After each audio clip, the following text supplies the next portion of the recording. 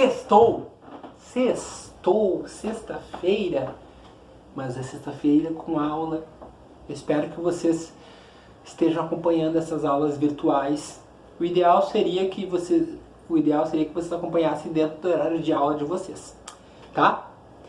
Porque a melhor maneira de estudar, né, pessoal, é através de uma regularidade nos nossos estudos.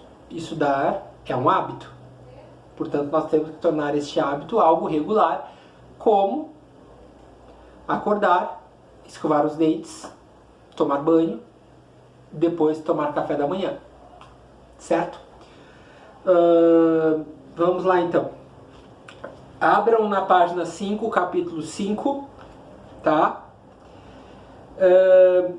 Vamos ler aquele quadrinho que está no meio da página 5. Repare como o poema Canção do Exílio apresenta musicalidade ditada pelo ritmo, ritmo qual é marcado pela alternância entre sílabas átonas e tônicas e também pelas rimas. O que é uma sílaba tônica? Sílaba tônica é a sílaba mais forte. Qual é a sílaba mais forte? Forte. For. E qual é a sílaba mais fraca? T. Portanto, átono é T. Quantas sílabas tônicas existem em uma palavra? Uma. Quantas sílabas átonas? Depende do número de sílabas.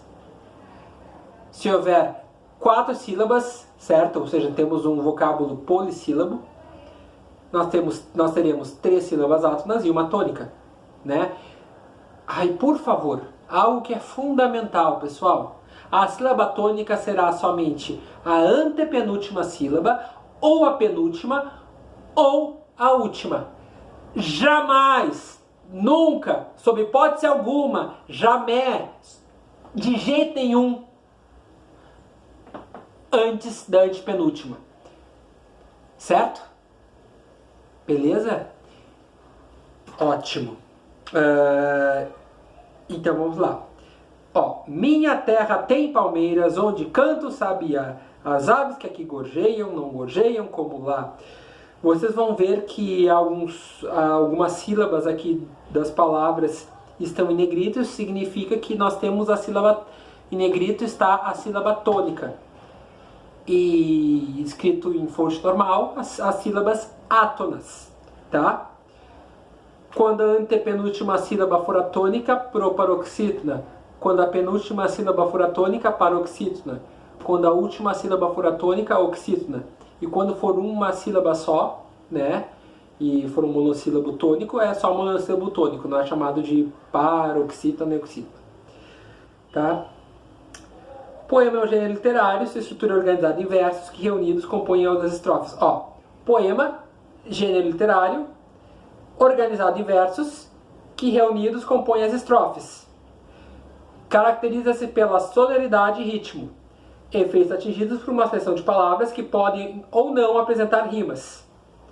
Outra característica do poema é a presença do eu lírico ou eu poético. Eu lírico e eu poético é a mesma coisa. Eu lírico e eu poético é a mesma coisa. Que narra os sentimentos transcritos que, em geral, diferem das perspectivas do poeta.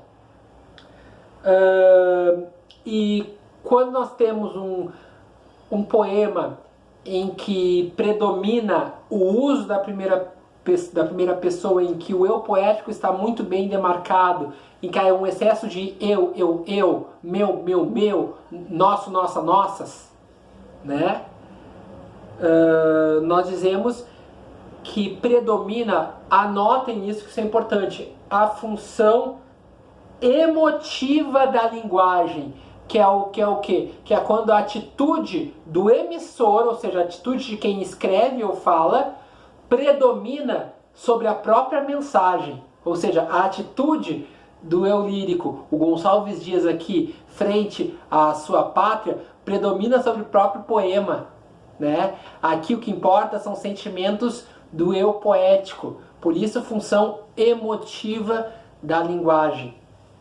Certo? Beleza? Então, quando predomina a voz poética do eu lírico,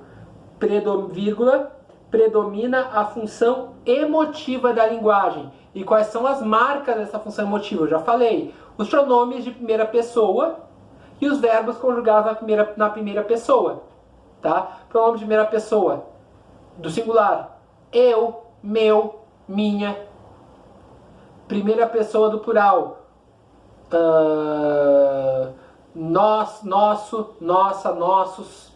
Beleza? Certo. E verbos conjugados, você sabe como é, né? Quando o verbo estiver conjugado na primeira pessoa singular, eu. Tá.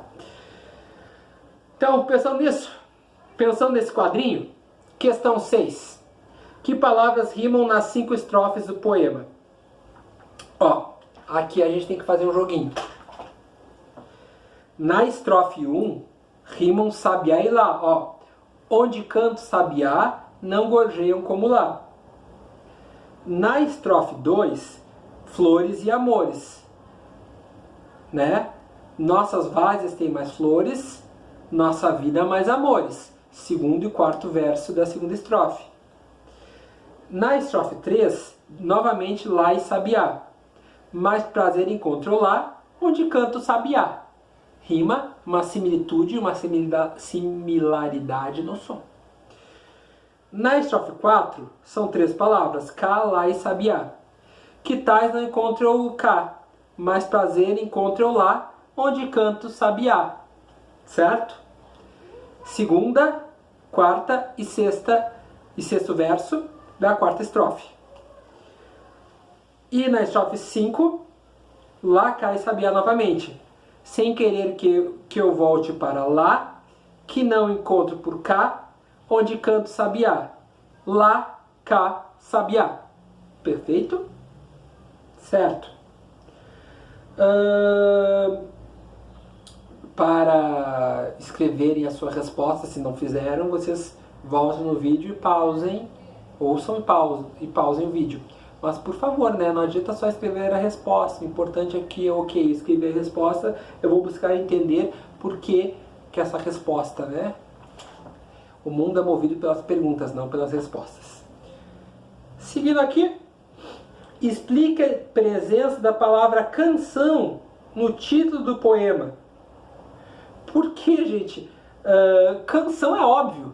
Por se tratar de uma poesia, a musicalidade é um aspecto inerente à poesia. O que quer dizer inerente? É um aspecto indissociável da poesia.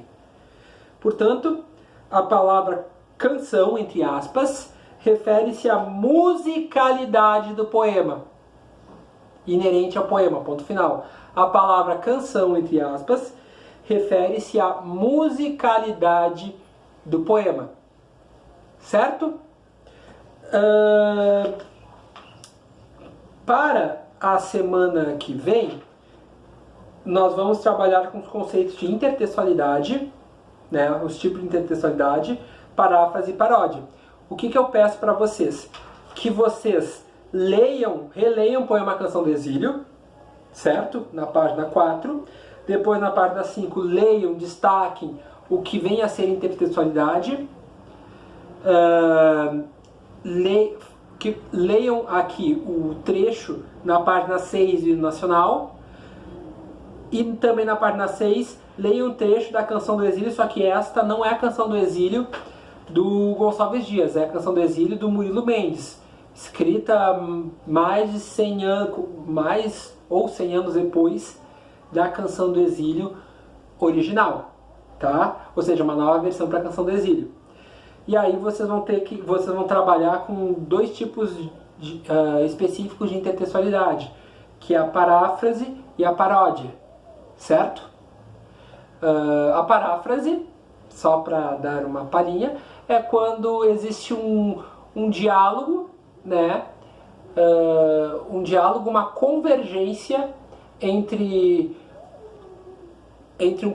um texto mais recente em relação a um texto mais antigo, ou seja, esse texto mais recente ele vai remeter a aspectos de um texto escrito anteriormente, né? Isso é uma paráfrase. E a paródia, também estabelece uma intertextualidade, mas é diferente, né? A paródia é quando, assim, eu recrio um texto original, é a recriação total de um texto original, mas com o objetivo de satirizar, não necessariamente aquele texto, mas algum elemento da realidade, possivelmente, né? Quando eu falo de satirizar, eu estou falando o quê? Eu estou falando em tecer uma crítica bem-humorada, tá? Então, para a próxima aula, como eu disse, é bom que vocês leiam as páginas 5 e 6, leiam intertextualidade, leiam o trecho do hino nacional, leiam o trecho de Canção do Exílio e leiam o que significa paráfrase e paródia. No hino nacional eu quero que vocês indiquem se ocorre a paráfrase ou paródia de acordo com o que vocês vão ler aqui.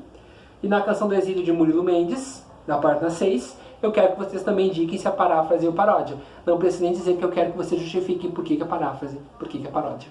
Tá bem? Então tá, bons estudos, até a próxima semana, certo? Nos vemos!